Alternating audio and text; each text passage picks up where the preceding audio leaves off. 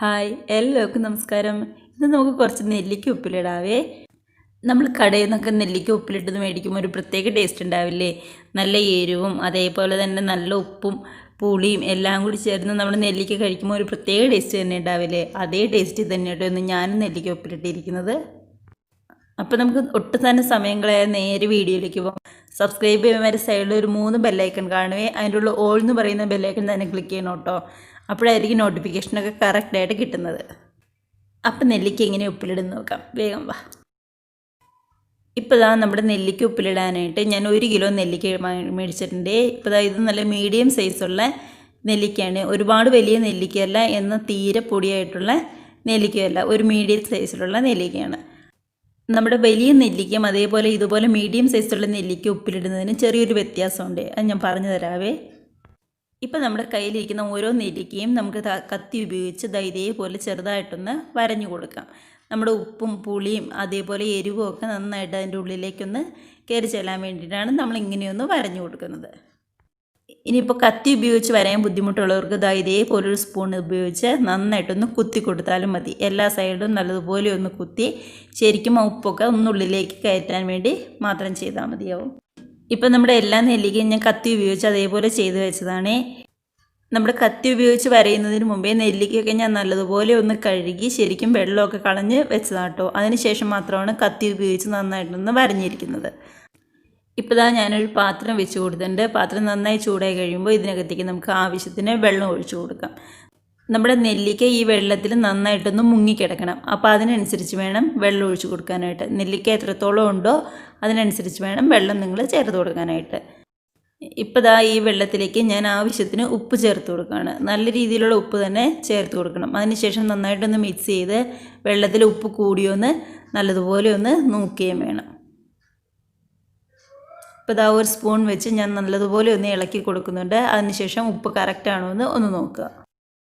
ഇപ്പോൾ നമ്മുടെ വെള്ളമൊക്കെ അവിടെ ഇരുന്ന് നന്നായിട്ട് ചൂടാവുന്നുണ്ട്. ഈ സമയത്ത് നമ്മുടെ നെല്ലിക്കയിലേക്ക് എരിവിന് വേണ്ടി ഞാൻ കുറച്ച് കാന്താരി മുളകും അതേപോലെ തന്നെ ഒരു കഷ്ണം ഇഞ്ചിയും എടുത്തിട്ടുണ്ട്. നമ്മുടെ കാന്താരി മുളകും ഇഞ്ചിയും കൂടി ചേരുമ്പോൾ ഒരു പ്രത്യേക ടേസ്റ്റ് തന്നെ നമ്മുടെ നെല്ലിക്കയ്ക്ക് ഉണ്ടാവും.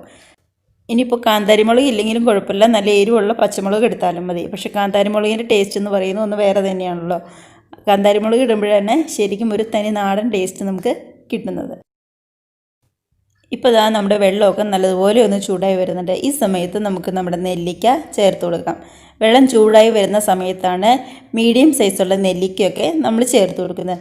ആ സമയത്ത് വലിയ നെല്ലിക്കയാണ് നമ്മുടെ കയ്യിലിരിക്കുന്നതെങ്കിൽ വെള്ളം നന്നായിട്ട് തിളച്ച് ഓഫ് ചെയ്തതിന് ശേഷം മാത്രം ചേർത്ത് കൊടുത്താൽ മതി. ഇല്ലെങ്കിൽ വലിയ നെല്ലിക്ക പെട്ടെന്ന് കലങ്ങിപ്പോകും. പക്ഷേ മീഡിയം സൈസുള്ള നെല്ലിക്ക ആയതുകൊണ്ട് അത് പെട്ടെന്ന് കലങ്ങിപ്പോകില്ല. അതുകൊണ്ട് നന്നായിട്ടൊന്ന് തിളയ്ക്കാനായിട്ട് നമുക്ക് വെക്കാം.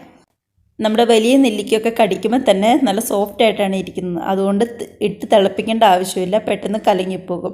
പക്ഷേ മീഡിയം സൈസുള്ള നെല്ലിക്ക ആയതുകൊണ്ട് കലങ്ങിപ്പോകില്ല. നന്നായിട്ടൊന്ന് തിളയ്ക്കാനായിട്ട് മാറ്റി വയ്ക്കാം. ഇപ്പോൾ ഇതാ ഒരു 4-5 നെല്ലിക്ക ഞാനെടുത്ത് മാറ്റി വെച്ചിട്ടുണ്ട്. ചുമ്മാ ഉപ്പ് കൂട്ടി കഴിക്കാൻ നല്ല ടേസ്റ്റ് അല്ലേ. ഇപ്പോൾ ഇതാ നമ്മുടെ വെള്ളവും നെല്ലിക്കയും നല്ലതുപോലെ ഒന്ന് തിളച്ച് വന്നിട്ടുണ്ട്. ഇപ്പോൾ ഇതാ വെള്ളമൊക്കെ കറക്റ്റ് പാകത്തിനാണ്. ഇതാ ഇപ്പോൾ നമ്മുടെ നെല്ലിക്കയുടെ കളറൊക്കെ നന്നായിട്ടൊന്ന് മാറി ശരിക്കും വെന്ത് വന്നിട്ടുണ്ട്. നമുക്ക് കാണുമ്പോൾ തന്നെ മനസ്സിലാവും നമ്മുടെ കളറൊക്കെ മാറി കറക്റ്റ് പാകത്തിനാണ് ഇപ്പോൾ നമ്മുടെ നെല്ലിക്ക ഇരിക്കുന്നത്. ഈ സമയത്ത് നമുക്ക് നമ്മുടെ ഗ്യാസ് ഓഫ് ചെയ്യാം. ഇപ്പം നമ്മുടെ നെല്ലിക്ക നമുക്കൊന്ന് തണുക്കാനായിട്ട് മാറ്റി വയ്ക്കാം. തണുത്തതിന് ശേഷമാണ് ഇതിനകത്തേക്ക് ഇഞ്ചിയും അതേപോലെ തന്നെ കാന്താരി മുളകും ചതച്ചത് നമ്മൾ ചേർത്ത് കൊടുക്കുന്നത്. ഇപ്പം നമ്മുടെ നെല്ലിക്കയൊക്കെ നല്ലതുപോലെ തണുത്ത് വന്നിട്ടുണ്ട്. ഈ സമയത്ത് പകുതി കാന്താരി മുളക് ഞാൻ നന്നായിട്ട് ചതച്ച് വെച്ചിട്ടുണ്ട്. അതോടൊപ്പം തന്നെ ഇഞ്ചിയും നന്നായിട്ട് ചതച്ച് വെച്ചതാണ് എടുത്തിരിക്കുന്നത്. ഇത് രണ്ടും കൂടി നമുക്ക് ചേർത്ത് കൊടുക്കാം. ബാക്കിയുള്ള കാന്താരി മുളക് നല്ല നീളത്തിൽ നമുക്ക് അരിഞ്ഞ് ചേർത്ത് കൊടുക്കുന്നതായിരിക്കും കുറച്ചും കൂടി നല്ലത്. ഇതാ കത്തി ഉപയോഗിച്ച് ഇതേപോലെ രണ്ടായിട്ടൊന്ന് കീറി ചേർത്ത് കൊടുത്താൽ മാത്രം മതിയാവും. ഇപ്പോൾ ഇതാ നമ്മുടെ നെല്ലിക്കയിൽ പാകത്തിന് ഉപ്പും അതേപോലെ തന്നെ പാകത്തിന് എരിവുമായിട്ടുണ്ട്. ഇനി നമുക്ക് കടയിൽ നിന്നൊക്കെ കിട്ടുമ്പോൾ ചെറിയൊരു പുളിരസം കൂടി നമ്മുടെ നെല്ലിക്കയ്ക്ക് ഉണ്ടാവും. അതിനായിട്ട് നമുക്ക് ഒരു ചേരുവയും കൂടി ചേർത്ത് കൊടുക്കാം. ഇപ്പോൾ ചെറിയൊരു പുളിക്ക് വേണ്ടി നമ്മുടെ വീട്ടിലുള്ള വിനാഗിരിയാണ് നമ്മൾ ചേർത്ത് കൊടുക്കാനായിട്ട് പോകുന്നത്. ഒരു 2 ടേബിൾ സ്പൂൺ മാത്രം ചേർത്ത് കൊടുത്താൽ മതിയാവും. അതിനുശേഷം നല്ലതുപോലെ ഒന്ന് മിക്സ് ചെയ്തെടുക്കുക. ഇപ്പം നമ്മുടെ വിനാഗിരിയുടെ ചെറിയൊരു പുളിയും അതേപോലെ തന്നെ കാന്താരി മുളകിൻ്റെയും ഇഞ്ചിയുടെയും ചെറിയൊരു എരിവും നല്ല ഉപ്പും കൂടിയൊക്കെ ചേർന്ന് കഴിയുമ്പോൾ നല്ലൊരു ടേസ്റ്റ് തന്നെ നമ്മുടെ നെല്ലിക്കയ്ക്ക് ഉണ്ടാവും. ഇത് ഇന്ന് തന്നെ എടുക്കരുത്, ഒരു 2 ദിവസമെങ്കിലും വയ്ക്കുകയാണെങ്കിൽ നല്ലൊരു പുളിയും എരിവും ഒക്കെ നമ്മുടെ നെല്ലിക്കയിലേക്ക് പിടിച്ച് ഒരു പ്രത്യേക ടേസ്റ്റ് തന്നെ നമ്മുടെ നെല്ലിക്കയ്ക്ക് ഉണ്ടാവും. അപ്പോൾ എല്ലാവരും ഇതുപോലെ ഒന്ന് ട്രൈ ചെയ്ത് നോക്കണേ. ഇപ്പോൾ ഇതാ ചെറിയൊരു ചില്ലുകുപ്പി ഞാൻ നന്നായിട്ട് കഴുകി തുടച്ച് വെച്ചതാണേ.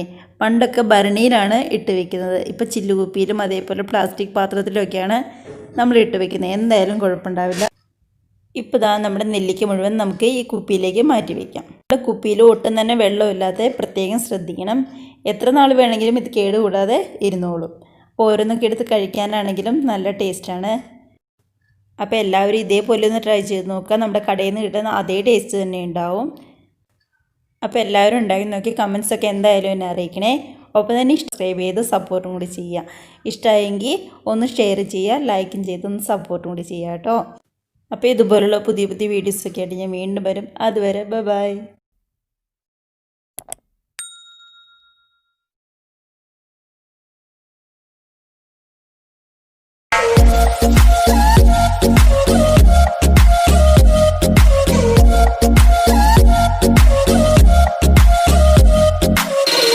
Bye.